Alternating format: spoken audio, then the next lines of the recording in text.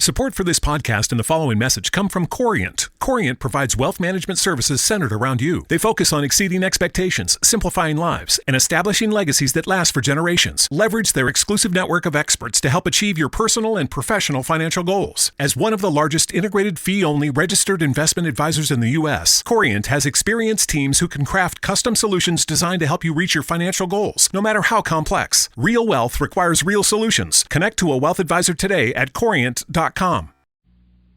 John Lund as Johnny Dollar. Walter Jackson, Johnny. Oh, hello, Mr. Jackson. How are you? No, not too good, Johnny. That is, our company isn't. If you're not on a case, I'd like you to conduct an investigation for us. I'm at your service. Good. Our company writes a group health and hospitalization policy at the Riggs Bearing Company. Where's that? In Riggs City, Florida. Employs 3,000. We cover the employees and their families. And?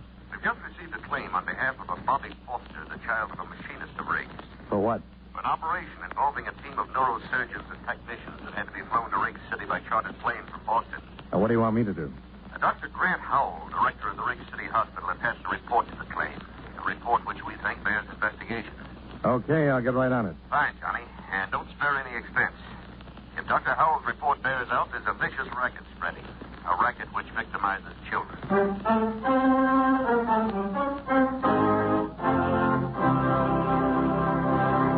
At this point in our program, I'd like to give you something to think about.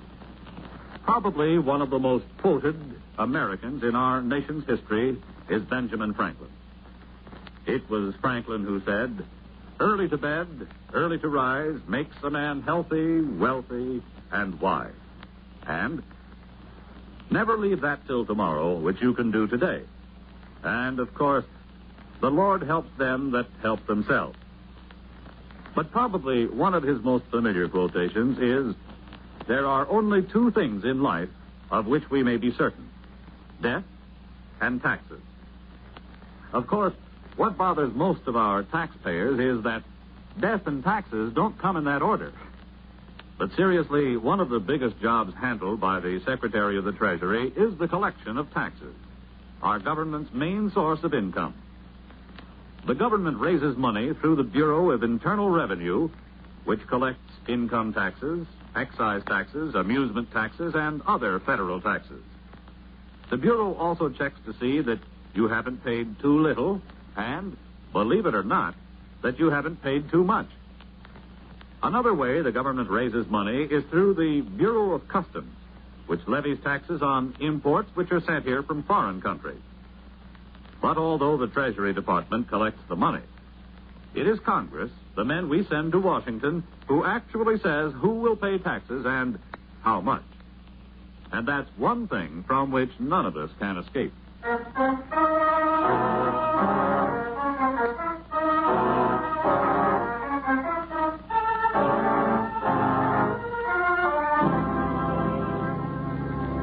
Expense account submitted by Special Investigator Johnny Dollar to Home Office, National Medical and Hospitalization Insurance Company, Hartford, Connecticut. The following is an accounting of expenditures during my investigation of the Bobby Foster matter. Expense account item 1, $85.56, plane fare and incidentals between Hartford and Miami, Florida. Item 2, $2.60, bus fare between Miami and Riggs City, a spick and span little town with coral white streets shaded by tropical trees. I registered at the Cachubi Hotel, then went directly to Dr. Howell's office in the modern air-conditioned hospital.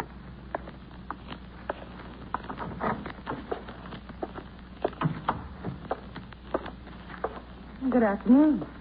Hello. May I help you? I'd like to see Dr. Howell, please. Well, the doctor doesn't see patients after 5. I'm afraid you'll have to return tomorrow. Unless it's an emergency. Well, I understand it is. My name is Johnny Dollar. I'm representing National Medical. Oh, I see. I'm sorry. That's all right. Is the doctor in? Well, he's looking in on a patient, Mr. Dollar, but he expects you. Oh? The insurance company phoned you were coming. I see. Pretty awful what happened to little Bobby Foster. I've never seen Dr. Howell so upset. Just exactly what did happen. You don't know? Not the details, no. Well, if Dr. Howell is right, it's terrible. He'd better tell you. Won't you sit down, Mr. Dollar? Oh, thanks. Cigarette? Oh, thank you. You see, I heard some matches. Oh, here you are. It worked. Hang out the flags. Well, how do you like Briggs City, Mr. Dollar? Well, I haven't been here long enough to know. How do you like it, Miss... Rogers. Flo Rogers. I haven't been here very long myself, just a little over 2 months. Oh? Oh, I like the sunshine, the clean streets, But what? it gets a little dull. Well, is that so? Well, maybe something can be done about that, Miss Rogers. It is Miss, isn't it? Oh, yes, definitely. Good. I'm glad you approve. I not only approve, I applaud. Oh, on behalf of the spinsters of America, I thank you. Oh, that must be Dr. Hall. Excuse me? Reluctantly.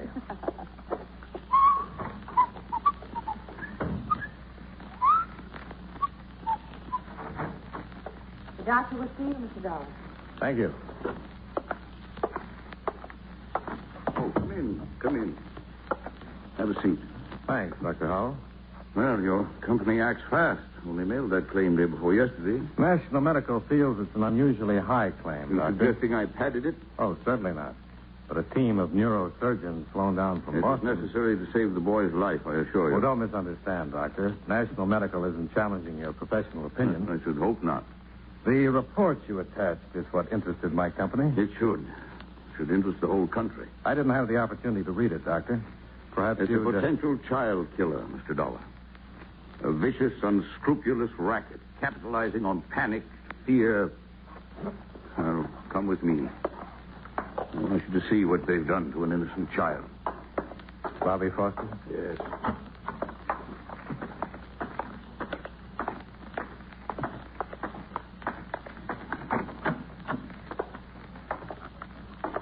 Any change, nurse? No, Doctor. Oh, there he is, Mr. Dollar. A 5-year-old boy, victim of a panic-stricken parent and a criminal operator. What are his chances? We won't know until he comes out of coma, if he does.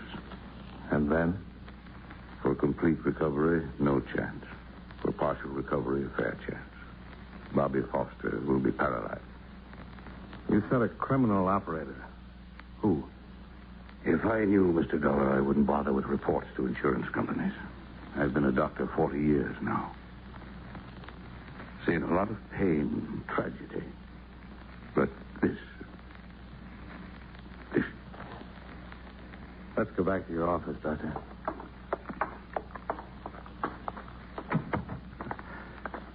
Sorry, Mr. Dollar. I must be overtired. Shouldn't let these things get to me. Well, after seeing that boy, I can't blame you. Cigarette? Yes, thank you.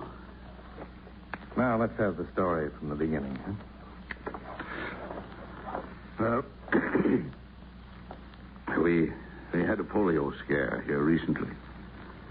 Some of our children came down with fever, headache, sore throat, symptoms resembling polio. Was it polio? No. But to confirm my diagnosis, I called in a polio specialist from Miami. Meanwhile, epidemic rumors spread through the town. Parents got panicked. He held a mass meeting. For what purpose? They demanded I inject every child in town with gamma globulin. That's the polio preventive. Yes. And did you? Certainly not. Gamma globulin is impossible to get unless a genuine polio epidemic is threatening. The government has to ration it carefully because one whole blood donation is required to manufacture a single injection. You know how many demands there are on the whole blood supply these days. Of course. Well, to get to Bobby Foster's case, I was called to the Foster home last week. Found the boy in a coma. He had all the symptoms of embolism. Of what? Cerebral embolism, caused in this case by an air bubble entering a blood vessel and being carried to the brain. Well, that would cause paralysis, wouldn't it? Yes, and possible death. And so you called in the neurosurgeon. I didn't feel qualified to undertake such a specialized operation. Well, just how did the air bubble enter the boy's bloodstream? Through criminal carelessness, by way of a hypodermic injection. Any proof? Well, the needle mark's still on the boy's arm. And you have no idea who injected Bobby? None. But I know this. Other children in this town have been injected, too. Oh? In their cases, fortunately, no harm was done. Well, surely Bobby's parents know who injected him. That's the wicked stupidity of it, Mr. Dollar. They deny the boy was given any kind of an injection. But you think they're lying? Of course they're lying. The boy was running a fever. The parents thought it was polio. They panicked. Took him to some quack for an injection of what they were told was gamma globulin. At a black market price, no doubt. To a frightened parent, price would be no object, Mr. Dollar. Well, I'll see the boy's parents. They can be persuaded to tell who's behind this racket. You're wasting your time, Mr. Dollar. I've tried repeatedly. They refuse to admit their responsibility. Afraid criminal charges will be brought against them? Perhaps. But they have another child, a girl, 7. You're thinking the girl has been threatened if the parents talk? I wouldn't put anything past the ghouls who operate this racket, Mr. Dollar. Yes, it would figure, Doctor. Well, thanks. I'll check with you if I turn up anything. Yes, do that, Mr. Dollar, and be careful. I always am. And you ease up, huh? He's very perturbed, isn't he? Well, he has a right to be, Miss Rogers. Do you have the Foster's address? Oh, yes. I prepared this for you. Here you are. Oh, thanks. Well, I'll take a run over there now. I wish I could help you. You've been very helpful already. No, I mean really help. If there's anything I can do, anything you need or need to know. Well, I could use a little background information, about the town and the people. I tell you what. Why don't we have dinner tonight? Then I can get the rundown on Riggs City and a little nourishment at the same time. Well... You have another engagement? No, I haven't. It's just that... Well, I didn't want you to think I was angling for a date. Oh, now, look, I have a pretty good memory, and I distinctly remember that I asked you to dinner. I know, but... I think it's your civic duty to dine with me. Well, if you put it that way. As a good citizen, how can I refuse? That's the spirit. You name the place. Well, there's a restaurant called the Tropics, a bar and grill sort of place. It isn't 21, but it isn't bad either. I'm with you. What time shall we meet? Around 6. I'll be there if I have to crawl. All right, but wouldn't a taxi cab be more practical? See you at 6.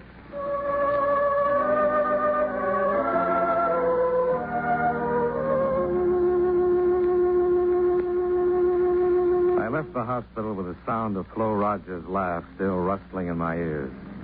It occurred to me that Riggs City might be a very pleasant place under different circumstances. I hailed a cab and ran up expense account item 3, 75 cents. Fare and tip to the Fosters' bright little cottage, a stone's throw from the beach.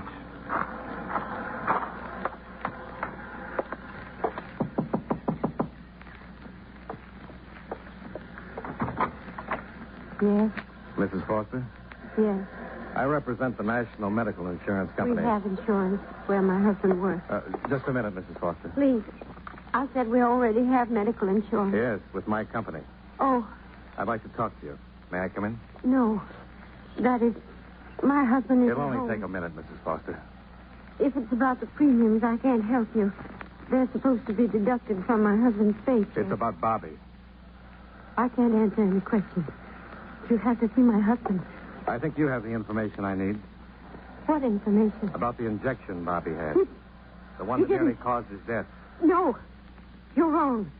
Bobby didn't have an injection. Dr. Howell says the needle mark is still on the boy's arm. No. Is someone threatening to harm your other child if you talk? Please, go away. Please. You have a moral obligation, Mrs. Foster. I can't answer any questions. Other children are being victimized, too. Could end up in the hospital like your son. Only half alive because their parents were panicked into buying phony drugs from the black market. We were so worried that Bobby had polio. So worried. Who gave Bobby the injection? I can't tell. I can't. You've got to tell. But our little girl, Margaret, they said they... That's enough. I didn't tell him anything, Edward. Get inside. Where's Margaret? Inside, I said. Oh. So you're Bobby's father. That's right, mister. I'm Johnny I know Dollar. who you are, insurance company detective. Investigate. Have it your way, but get off my property. Did they threaten your little girl if you talk? I'm warning you. You can get police protection, Foster. Just name the man who gave Bobby that shot. I don't know what you're talking about. Now, you get off my place. Use your head, Foster. You're covering up for the worst kind of scum. Talk. You owe it to your son, to the other kids that are being victimized. All right, Dollar. I warned you to get out. Now, don't be a fool, Foster. I won't. Get up. I didn't come here to brawl with you, Foster. I'm I investigating... said get up. Get on your feet and clear out of here. If you ask me so nicely, sure.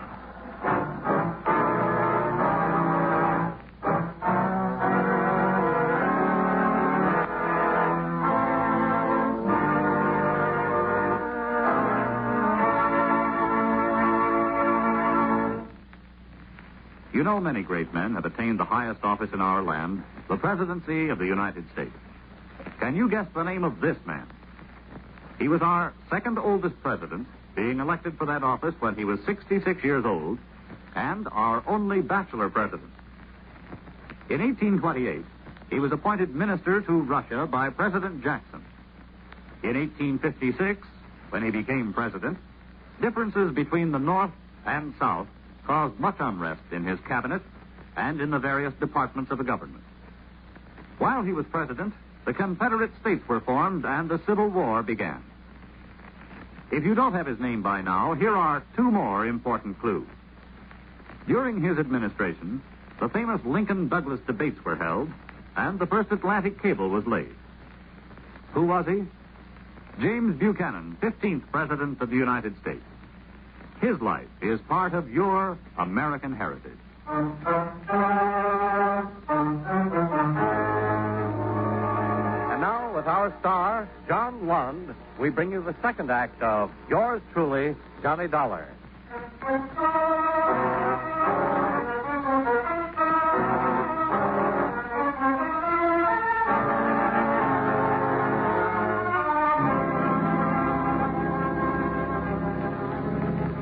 My face and my clothes were pretty much the worse for wear.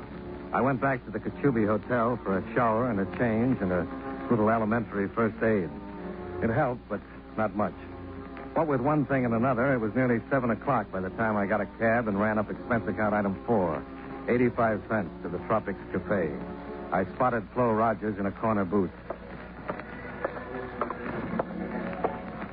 Well, hearty greetings and humble apologies. Good evening. Don't apologize. After all, you're only an hour late. I'm sorry. I had a little repair work to do. Repair work? Johnny, what happened to your face? I was overmatched. I lost the decision, and it wasn't close. Someone beat you up? Well, that's one way of putting it. Mr. Foster did the honors. But why? He thought I was a little too inquisitive. Oh, Johnny, he must be an awful man. No, he's a frightened man, frightened out of his wits. His little girl's life has been threatened. What? How do you know? Mrs. Foster was on the verge of admitting it when her husband barged in. Oh, well, what are you going to do now? Starting tomorrow, I'm going to question every parent in town. Do you think other children have been injected? Well, Dr. Howell thinks so, and it figures. A group of grifters move into a family town, spread polio rumors around, then make a killing selling phony gamma globulin shots to parents who are scared silly for their children's health. Johnny, Yeah? you're going on with this investigation? Why, certainly. In spite of what's happened to you already, you're determined to go on? Why, sure I am. What are you driving at, Flo? I guess I'd better tell you then. Tell me what. Well, tonight when I first came in, I sat at one of those little tables near the bar. See, that one over there, behind the jukebox. Yeah? So? I heard the bartender whispering to a man. Well, what did he say to him? He was telling him where to take his child for an injection. An injection of gamma globulin? I think so. I couldn't be sure. I couldn't hear everything he said. Where did he tell the man to take his child? Did you hear that? No, I told you he was whispering. The man he was talking to, is he still around? No, I don't see him. Did you know him? No, it's just one of the customers. Okay. Thanks. Where are you going? To dig my elbows in that bar. You run along home. We'll have that dinner some other time. Promise you'll be careful. On my honor. I wouldn't want anything to happen. That makes two of us.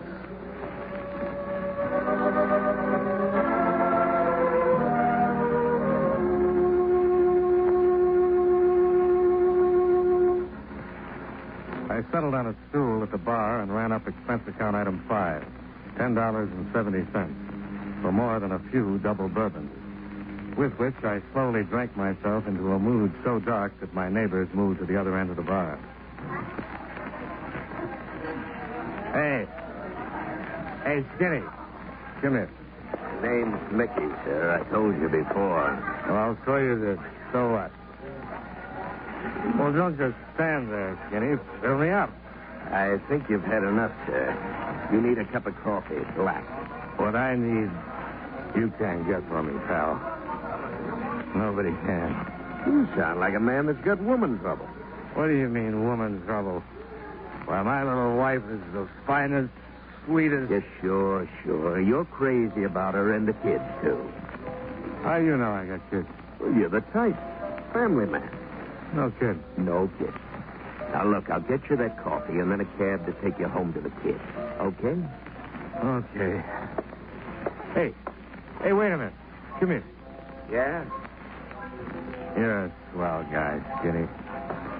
You understand when a man's got troubles. Yeah, sure. Forget it. Just that my kids are sick. Wife is worried half out of her mind. I had to get out of the house. Had to get away for an hour. You say your kids are sick? Yeah. Wife's scared of polio. What does the doctor say? Oh, a lot of mumbo-jumbo. Everybody knows there's a polio epidemic in this town. The doctors are afraid to admit it because they can't get the stuff to stop it. Gamma globulin? That's the only thing that'll save my kids, the only thing. Listen, mister. Maybe I can help you. Huh? Get you some gamma globulin. Where, Skinny? I'll pay anything. Anything. Here.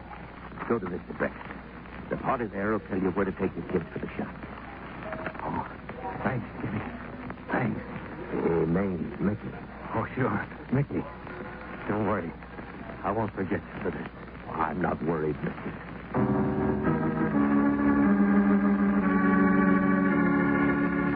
I left the Tropics bar and piled into a cab. On the way to the address Mickey had given me, I stopped at a highway diner and ran up expense account item 6, 30 cents for a carton of steaming black coffee. Not that I was in need of sobering so much. I just wanted something to take the sudden chill off my spine. If you've ever had a date with a grave robber, you know what I mean. It was 2 a.m. when the cabbie dropped me at the driveway of what looked to be a deserted beach house. I paid him off. Expense account item 7, $1.20 tip and fare, and started up the drive toward the vine-covered gate. That's far enough, Dollar. Who's there? Oh. Just shut up or I'll snap your neck, Dollar. Foster! That's right. Don't give me any trouble. Okay. Ease up. Whenever you come along easy and no funny business. Yeah. All right. Put your hands behind your head. Clasp them. Don't turn around. Okay. Where's your gun? I didn't bring one. You got less sense than I thought, Dollar. I had my reasons. Let's go out the gate. My car's down the road.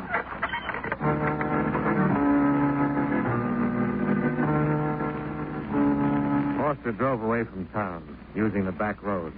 A tire iron clutched in one huge hand in case I got ideas. Once, out of the corner of my eye, I thought I saw the big guy's lip tremble, like a scared kid.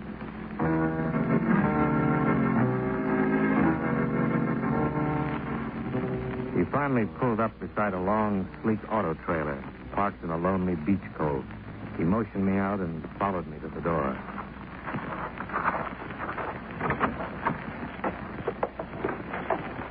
Hello, Jonas. Well, Flo. Surprise. No. You're working with a bartender, aren't you, Flo? Of course. He's my husband. Oh, it figures. Oh. Come in and tell me, Johnny. And please be good. Just as long as you have that gun pointed at me. I'd hate to, but I'd use it.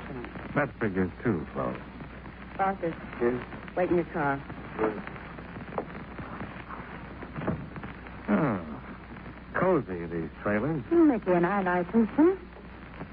Sit down, Johnny. I'll fix your drink while we wait for it. No, thanks. Oh, you're pouting. You're disappointed in me. Not very.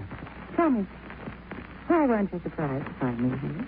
On the way over here, I got to thinking. This afternoon, when I met Foster, he already knew my name. I hadn't given it to anyone but the doctor and you. Careless of me to have mentioned your name when I warned Foster you were coming. Just what kind of a hold have you got on him? His little girl. You've kidnapped her. Oh, no, Johnny. We're just keeping Margaret for a little while. You see, the Fosters have been very responsive to Mickey's warnings. But then you came into town. And drastic measures were in order. We haven't harmed Margaret. How did you get her? Foster came by the hospital after you left. See his son. He left Margaret in the waiting room. And you phoned your husband? Mickey's wonderful with children. She was tickled pink to go for a soda with him. Real sweet people, you and Mickey. He really hates us, Johnny. Believe me. Yeah, sure. What happened to Bobby Foster was an unfortunate accident. Who gave Bobby the injection? Mickey, I can't stand the sight of a needle. Some sweet rat. Oh, they do very well. Traveling from place to place, taking jobs. Following the epidemics like a pair of buzzards sailing astray. Self-righteousness doesn't become you, Johnny. What do you charge for a shot? $50. What's in them? Nothing harmful, just colored water. And once in a while, an air bubble. That was an accident. I'll take the gun, Flo. Oh, Mickey, I didn't hear you drive up. Everything all right? Foster did exactly as he was told. Good. Slow, Dollar. You play a lousy drunken father. I'm usually better. But tonight, I didn't extend myself. Huh? I had a hunch you'd want this meeting to take place before I started questioning the other parents in town. Because you knew I was bound to find a mother or father who'd identify you two. Oh. Then you've been willing to make a deal all along, huh, Dollar? Well, let's say I hated to spoil your fun. Especially Flo's. What's that crack mean? Ask your lonesome wife. Don't listen to him, Mickey. She plays a very convincing bachelor girl. He's trying to make trouble. A little too convincing. Shut up, Dollar. And she talks a lot. Talk? She told me everything just now. Even that you've done away with Foster's little girl. What? I didn't. I said, Mickey, behind you. A gun, Foster. Shoot, Mickey, shoot. I'll take the gun, Flo. Let me go. Now sit down and behave. You hurt me. Give it to me, Dollar. The gun. I'm going to kill him. No, Foster. Give me the gun, The Dollar. girl's all right. I said it. You understand me? She's all right. You said he killed her. Well, I had to. It was the only way I could shock you into making a move. You're not just saying it, Dollar. Margaret's really safe. Tell him, Flo. Yes. She's all right.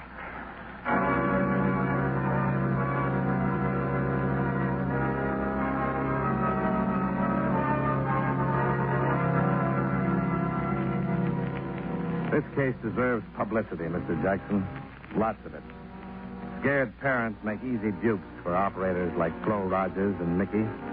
And when innocent kids end up the victims, it's intolerable. Dr. Howell tells me that all the gamma globulin manufactured goes to the Office of Defense Mobilization, where it's distributed to local health departments, who in turn pass it on to MDs only.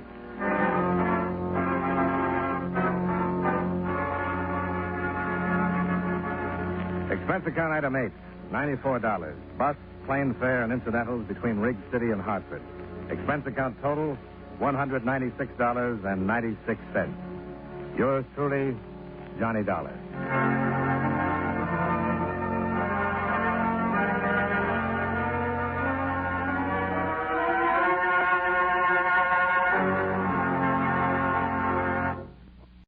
High Five Casino. Social casino fun with real prizes and big Vegas hits. Have you had your high five moment today?